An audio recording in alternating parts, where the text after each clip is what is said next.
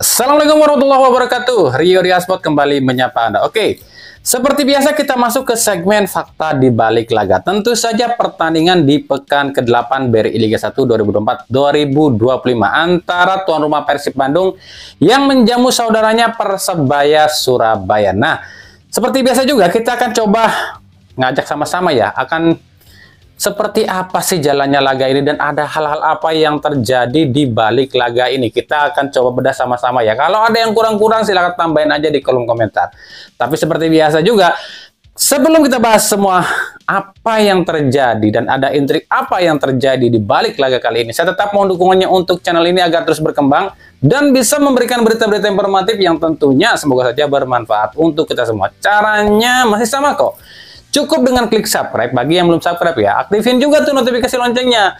Like, share, dan juga komen. Dan inilah beberapa hal yang terjadi di laga antara Persib Bandung kontra Persebaya di pekan ke-8 BRI Liga 1 2024-2025.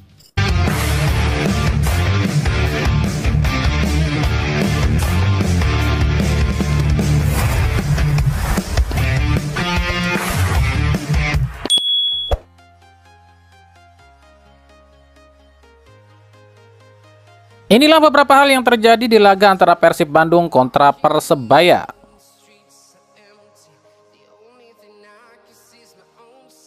Mantan. Di kubu Persib ada 3 mantan Persebaya, yang David Da Silva, Rahmat Irianto, dan juga Deddy Kusnandar. Sementara di kubu Persebaya ada 2 mantan Persib, yakni Ardi Idrus dan Basim Rasid.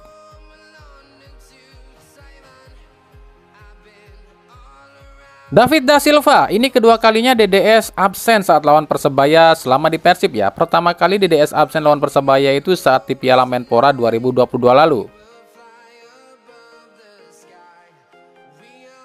Gol Roket Edo di menit ke-21 adalah gol perdana Edo musim ini. Dan ini gol kedua Edo yang dicetak ke gawang Persebaya ya. Sebab gol pertama itu dicetak Edo saat masih di Rans.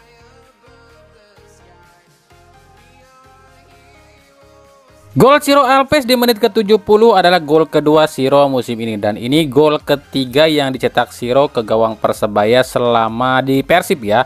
Dan yang ke-7 selama Ciro ini main di Indonesia ya, yang dicetak ke gawang Persebaya.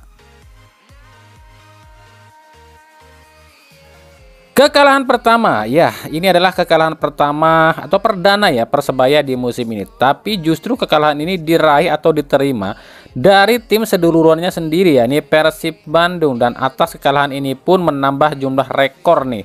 Persebaya di 6 laga nih pertemuan belum pernah menang atas Persib.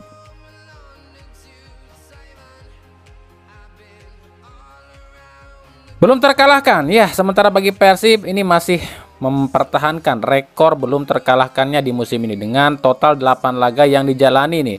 Tapi catatannya pun jadi seimbang ya, 4 kali menang dan 4 kali imbang.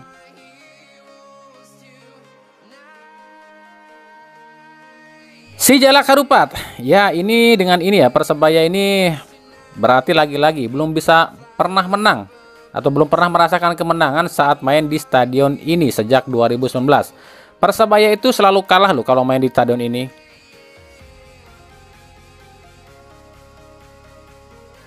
Man of the match, kemungkinan sih kalau tebakan kami ya mungkin akan diperoleh oleh Edo Febriansyah ya, meskipun Ciro Alves pun berpeluang juga. Nah gimana menurut kalian, siapa yang akan keluar jadi man of the match di laga ini? Oke, sebelum kita bahas dari sisi permainannya, ada beberapa hal yang akan kami soroti. Yang pertama ada fun fact alias fakta unik.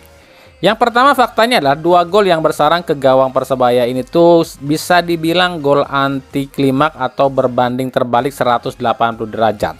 Gol Edo ini bak seperti roket yang melesat kencang yang kalau dihitung mungkin kecepatannya 32 km per jam ya. Sementara justru gol kedua yang dicetak oleh Ciro Alves mungkin bisa dibilang gol terpelan di Liga 1 musim ini ya. Jadi 2 gol yang bersarang ke gawang Persebaya ini bisa dibilang gol apa ya, bak langit dan bumi atau mungkin ya 180 derajat lah. Fakta unik yang kedua adalah inilah sepak bola. Padahal Persib di laga ini tuh bisa dibilang tim yang tak diunggulkan. Sebab dari materi pemain saja udah sedikit jomplang dibanding Persebaya nih. Persib di laga ini tampil tanpa striker utama, tanpa jenderal lini tengah utama, dan tanpa back asing utama. Tapi malah bisa mencuri kemenangan dari tim pemuncak klasemen sementara yang bermain full tim ya, meskipun kalau dihitung dari sisi jumlah pemain asing ya tetaplah tanpa adanya DDS pun di kubu Persib, Persib masih unggul dari jumlah pemain asing ya. Tanpa DDS, Persib itu masih punya 7 pemain asing, sementara Persebaya kalaupun full itu cuma 6. Fakta unik yang ketiga adalah wasit. Ini wasit adalah wasit promosi ya, asal Kulon Progo, Yogyakarta. Ini wasit dari Liga 2. Nah, lucunya atau fun fact-nya, di Liga 2 justru wasit ini bisa dibilang salah satu wasit terkontroversi lo ya. Tapi untungnya di laga ini yang bertanding itu tim seduluran, jadi tensinya nggak terlalu tinggi. Jadi aman-aman aja lah wasit ini di laga ini. Yang penting itu wasit ini tepat waktu lah ya, nggak kayak yang kemarin itu 90+6 jadi 99. Fun fact yang keempat, kami sangat respect dengan tim medisnya Persebaya. Saat Tirondel Pino pingsan, tim medis Persebaya yang pertama kali masuk ke lapangan dan memberikan pertolongan. Respect banget ya buat tim medisnya Persebaya. Kita bahas dari sisi permainannya. Di kubu Persib Bandung, ya memang kerasa banget ya tanpa hadirnya David Da Silva. Mailson 5 ini mau ditaruh di posisi apapun tetap aja sama, nggak berkembang. Ya emang mungkin dia ini nggak cocok dengan kultur sepak bola Indonesia, atau mungkin sangat sulit beradaptasi dengan kultur sepak bola Indonesia. Ini berkali-kali loh ya di laga ini. Itu bola santapan yang harusnya kalau DDS itu sih bola makanan gue kata DDS. Ini sampai berkali-kali nggak bisa dimaksimalkan oleh si Mail nih. Ini chemistry pun diacak-acakan juga dengan Ciro. Ciro Alves ini kelihatan banget ya. Tanpa adanya seorang David Da Silva, Ciro ini main agak gimana ya, nggak ceria gitu. Sebab kehilangan soulmate. Dia ini seolah nggak bebas. Sebab ya nggak ada yang ngerti apa yang diinginkan sama Ciro tanpa adanya DDS. Nah, masuknya di Mas Derajat sedikit membuat Ciro ini agak ceria. Tapi kan tetap aja beda chemistry-nya kalau dengan David Da Silva. Ya untungnya aja Persebayanya di laga ini loyo, ditambah 3 back di tengah pun milik Persib ini bisa dibilang cukup solid ya. Jadi Persib bisa sedikit unggul dari Persebaya. Jujur kalau buat kami pribadi ya, kalau mainnya kayak gini di ACL 2, kami nggak yakin Persib bisa menang. Sebab kelihatan banget ya, dari sisi serang itu adalah sisi yang titik yang paling tumpul di Persib saat ini. Ini kalau di laga ini bisa kelihatan banget ya, yang bisa nusuk itu cuma Ciro Alves. Jadi itu nggak imbang banget, masa selalu Ciro yang nusuk sih. Jelas ya buat kami, DDS itu sangat dibutuhkan saat nanti Persib ini main di ACL. Lini tengah pun sama, ini ketutup sama Dado ini. Dado ini seolah-olah main sendirian. Dia ini seolah-olah apa ya? Dikorbankan sendirian di lini tengah. Tiron ini nggak bisa fokus ya, sebab fokusnya itu buat menyerang. Meskipun Tiron di laga ini tampil cukup apik juga ya.